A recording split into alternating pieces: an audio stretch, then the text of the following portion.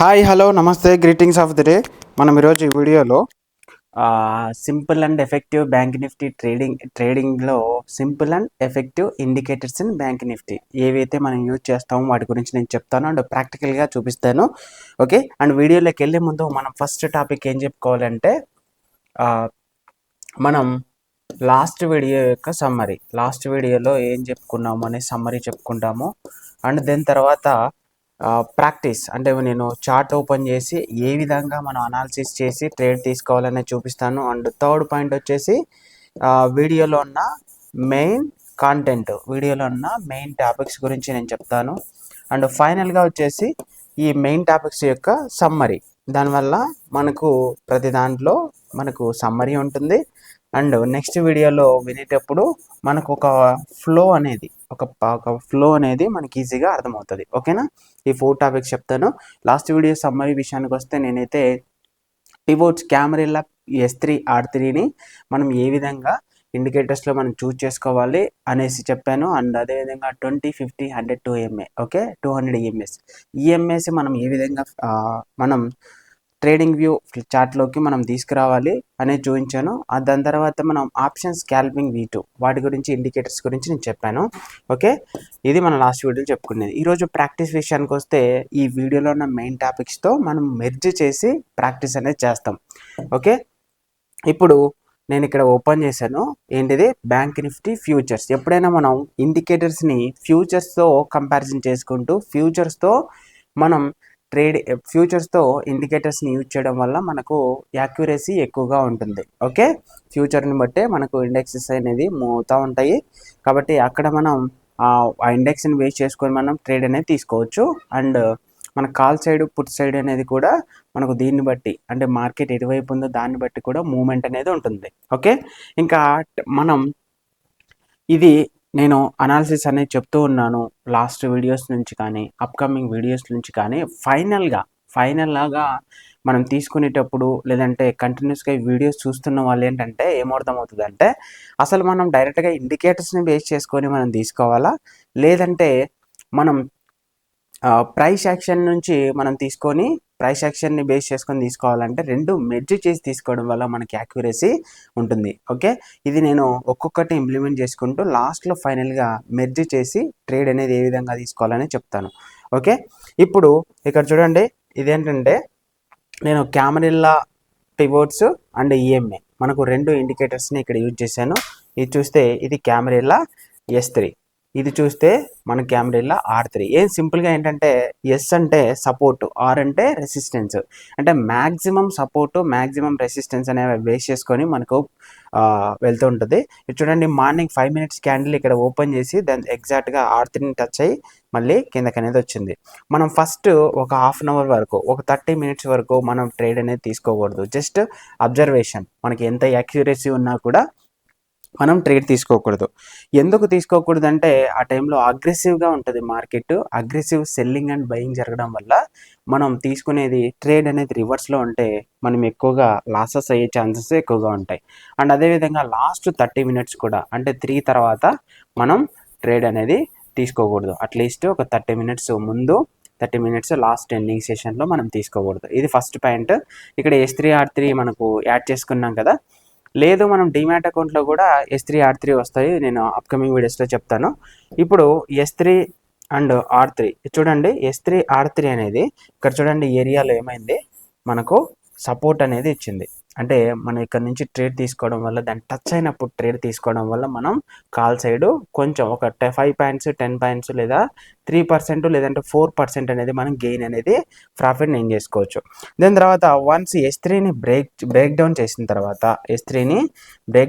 తర్వాత ఈ క్యాండిల్ కంటిన్యూస్గా కిందకు వచ్చింది. మళ్ళీ 20 MA టచ్ అయినప్పుడు మనం ట్రేడ్ అనేది పుట్ సైడ్ తీసుకోవచ్చు.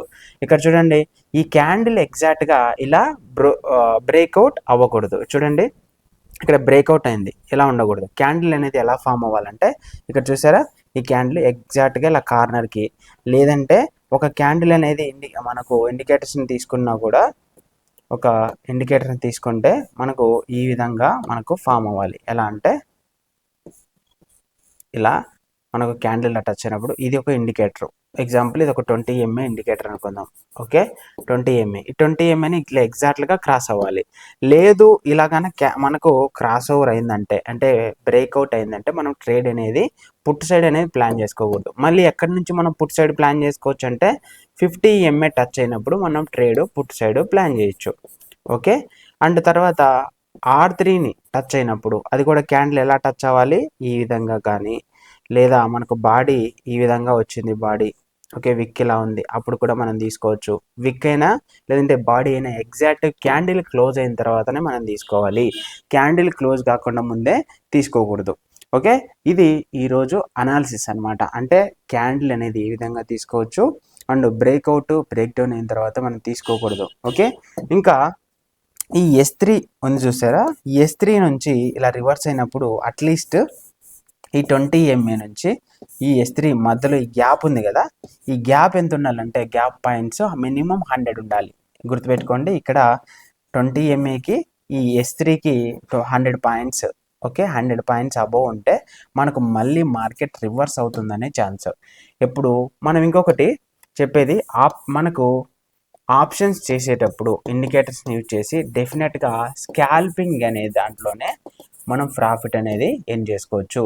ఓకే, ప్రైస్ యాక్షన్ వేస్ట్ చేసుకుంటే మనం పొజిషనల్ ట్రేడింగ్, స్వింగ్ ట్రేడింగ్, మనం ఇంట్రాడే ట్రేడింగ్ అనేది చేసుకోవచ్చు. ఓకే, ఆప్షన్ మనం స్కాల్పింగ్ చేయాలనుకుంటే డెఫినెట్గా ఇండికేటర్స్తో మనం చేసుకోవాలి.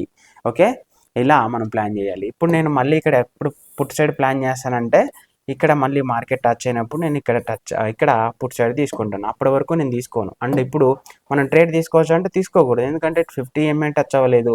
లేదు నాకు ఇక్కడ 20 ఎంఐ టచ్ అయినప్పుడు కిందకి, ఇక్కడ 20 ఎంఏ ఇలా పైన నుంచి కిందకు వస్తున్నప్పుడు మళ్ళీ పైకి వెళ్తుందని అర్థం. ఒకసారి బ్రేక్అవుట్ అయ్యి మళ్ళీ కిందకు వచ్చినప్పుడు ఇక్కడ ఒక ఇండికేటర్ ఉంటే అక్కడ మళ్ళీ రివర్స్ అయ్యే ఛాన్సెస్ ఉంటాయి. అంటే అక్కడ నుంచి బౌన్స్ బ్యాక్ అయ్యే ఛాన్సెస్ ఉంటాయి. లేదు కింద నుంచి ఇలా మార్కెట్ వెళ్తుంది, మళ్ళీ కిందకు వచ్చే ఛాన్సెస్ ఉంటాయి, అక్కడ ఇండికేటర్ ఉంటాయి. లేదు పైన నుంచి ఇలా మార్కెట్ కిందకు వచ్చి మళ్ళీ ఇలా వెళ్తుందంటే బౌన్స్ బ్యాక్ అలా అవుతుంది అనమాట. ఇలా మనకి ఇండికేటర్స్ అనేది ఆ విధంగా వర్క్ అవుతాయి.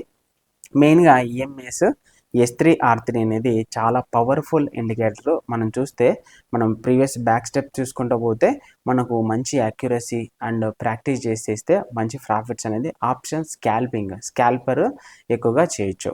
ఓకే, ఇంకా ఈరోజు చూడండి 200 ఎంఏ ఇక్కడ ఉంది, 20 ఎంఏ ఇక్కడ ఉంది, 50 ఉంది, 100 ఉంది. ఇలా ఉన్నప్పుడు మనం మార్కెట్లో ట్రేడ్ అనేది తీసుకోకూడదు. ఎలా ఉండాలంటే ఎగ్జాంపుల్ ఇక్కడ చూడండి, ప్రీవియస్గా చూడండి ఇక్కడ ఉంది చూడండి, ఎలా రైల్వే ట్రాక్ లాగా ఇలా దూరంగా ఉండాలి. 20, 50, 100, 200 ఇలా ఉండాలి. మనకి ఈ ఏరియాకి వచ్చిన తర్వాత మనం కాల్ సైడ్ తీసుకోవచ్చు, మళ్ళీ ఏరియాకి వచ్చిన తర్వాత కాల్ సైడ్ తీసుకోవచ్చు. ఇలా బ్రేక్ డౌన్ అయితే, ఇలా ఒక పెద్ద క్యాండిల్ బ్రేక్ డౌన్ అయితే ఎయిదర్ 50 కానీ ఎయిదర్ 100 నుంచి కానీ మళ్ళీ రివర్స్ అయ్యే ఛాన్సెస్ ఉంటాయి. ఇలా మార్కెట్ ఉన్నప్పుడు మనం ఈజీగా ఐడెంటిఫై అనేది చేయొచ్చు.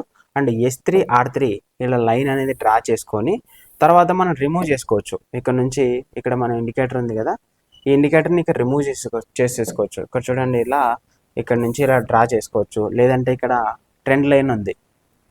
ఓకే, ఇక్కడ ట్రెండ్ లైన్ ఉంటుంది. ఈ ట్రెండ్ లైన్లోకి వెళ్ళి మనం ఏం చేయాలంటే ఇక్కడ ట్రెండ్ లైన్ అనేది